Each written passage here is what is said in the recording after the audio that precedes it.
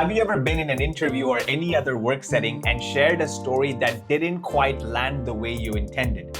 If so, you are not alone. You are probably making one subtle, common, but crucial communication mistake that is causing you to believe that your stories are great, but not the listener. In this video, I want to introduce you to the pyramid principle of communication.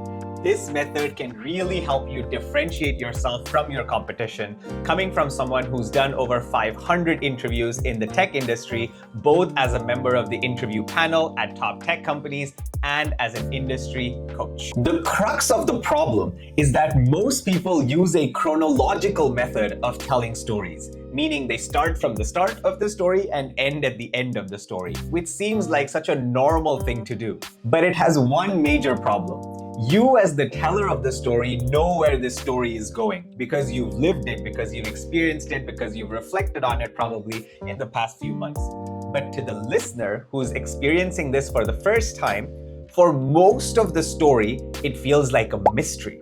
Where is this heading? The listener is unable to make sense out of the overall story until the very end. This is why the speaker often thinks that this is a great story, but doesn't get the same reaction they hope for from the listener. In comes the pyramid principle. The pyramid principle advises us to start with the conclusion and then follow it up with the details. At the crux of this, why this really works, is that the human mind really likes association. It really likes knowing what to anchor things to. So when we know the conclusion of a story, every detail that is subsequently shared makes more sense to us because we're able to tie it back to that conclusion. That, at its core, is what the pyramid principle is trying to achieve and why it is so successful in the top 500 companies in the world as a preferred method of communication. Now let's take a look at what the pyramid principle is actually like. This was created back in 1987 by Barbara Minto, a consultant at McKinsey, and this has stood the test of time ever since and is the preferred method of communication at Fortune 500 companies even today. Ultimately, what the pyramid principle is saying is that rather than doing a chronological take on your story, start with the main insight, start with the end or start with the conclusion, then follow it up with your supporting insights and all the evidence for all of those insights. And because we already know what the main insight is, every single sub-insight or evidence all make more sense to us because we're able to make these micro connections back to that same anchor point. To really internalize the pyramid principle, let's take a quick look at an example. Let's say that the question I've been asked is, where do I want to go on vacation? And first, I'm going to answer it in a traditional way, which is I'm going to say I want to go somewhere warm with the beach. But let's take a pause. Do you know what place I'm talking about so far? You don't.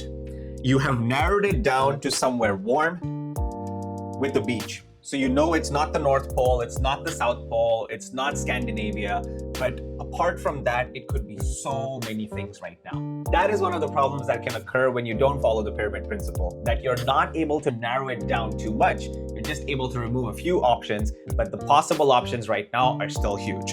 So at this point, the question becomes, is there suspense in my story? Absolutely.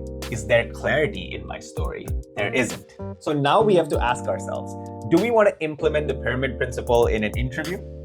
We probably should, because an interview is not the place for suspense. It is a place for clarity. If you were designing a movie right now, then suspense is totally fine. You don't want to give away how the movie is going to end. But in an interview, your goal is not suspense, it is clarity. So coming back to our story, I've said I want to go somewhere warm with the beach. It's still not clear where I'm going with this. Then I say it should have great food and it should not be too expensive. Again, you can narrow it down to a few, but you don't quite know what I'm talking about yet. And then I finally say, I really want to go to the Philippines. So in this sequence, you would have to wait for the final two words to be said to actually have the answer to the original question, where do I want to go on vacation? If we were to extrapolate this into a multi-page document or a 5-minute answer, imagine the amount of processing the listener or the reader has to do to finally understand what is the core idea you are talking about. And the anatomy of this answer is that I'm leading with my reasons.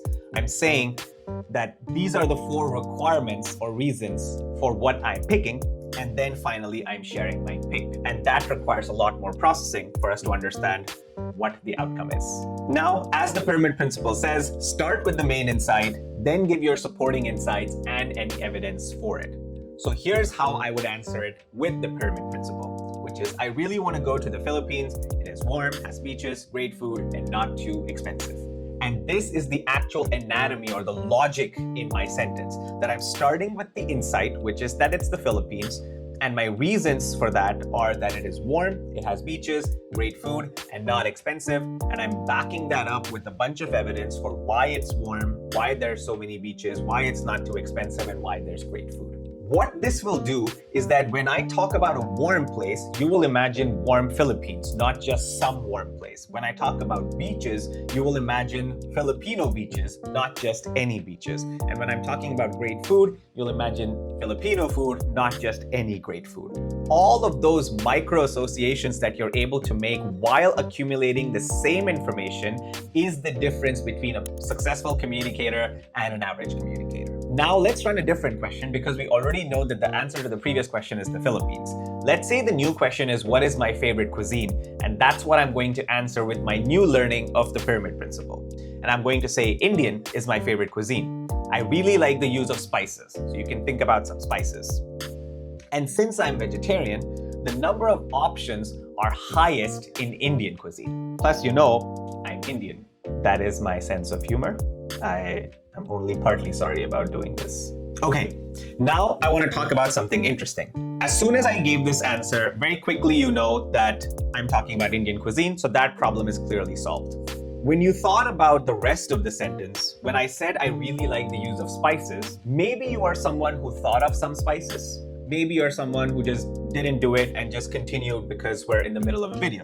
But if you thought of some spices, I'm fairly confident that you didn't think of a Mexican spice. You either didn't think of spices at all, or if you thought of some spices, you thought of some spices in the context of Indian cuisine. That it ensured that you don't think of a different spice, that is the pyramid principle succeeding right there. That it ensured that you don't think of tajin, a Mexican spice, but you thought of an Indian spice. That ability of ours to make those connections happens because we know that the outcome is Indian cuisine.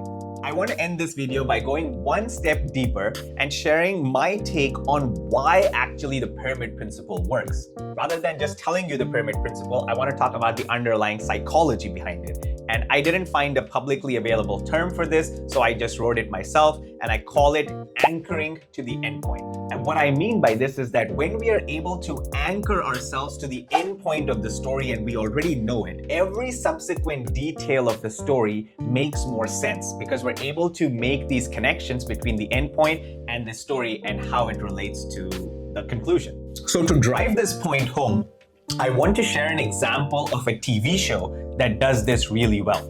Are you guys ready for it? Wait for it. It is this. How I Met Your Mother. Sorry, I had to put a wait for it in there. That is again my sense of humor. Maybe somebody will get it one day.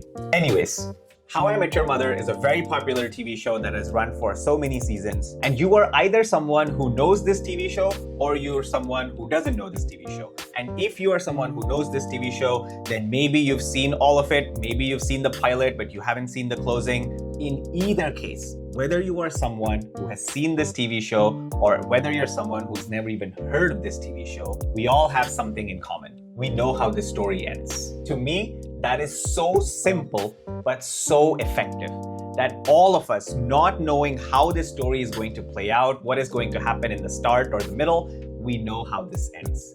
And now every single detail will end up making more sense because we know that it is leading to that same ending. So that is my take on the pyramid principle. I truly believe that this is a form of communication that can help you differentiate yourself from your competition, both in interviews in verbal communication and at work in written communication when you're writing super long documents. If you are interested in going deeper and learning more about the pyramid principle, you can find Barbara Minto's book on the pyramid principle on Amazon. We'll leave a link down in the description below. And if you found the video helpful, please like it and consider subscribing to the channel, and I'll see you guys in the next video. Bye.